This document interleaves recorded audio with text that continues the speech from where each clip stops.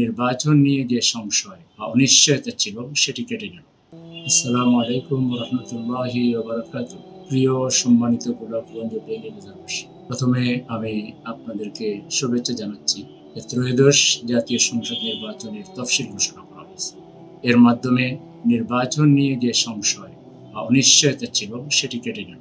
আগামী 2026 সালের 12ই ফেব্রুয়ারি ইনশাআল্লাহ উৎসবের আমেজে আমরা গোলাপগঞ্জ বিয়ানীবাজারবাসী সিলেট 6 আসনের জন্য একজন সৎ, যোগ্য ও দক্ষ নেতাকে, যিনি আমাদের অধিকার আদায় করার সাহস রাখবেন, বুদ্ধি রাখবেন, আন্তরিকতা থাকবে, মানবিকতা থাকবে, মানব প্রেম থাকবে, এলাকার প্রতি দরদ এবং ভালোবাসা থাকবে। 54 বছরের আমাদের যে বঞ্চনা, এই বঞ্চনার যিনি অবসান ঘটাবে আপনাদের সকলকে সাথে নিয়ে ইনশাআল্লাহ আমরা সেরকম একজন জনপ্রতিনিধি সবাই পেতে চাইব।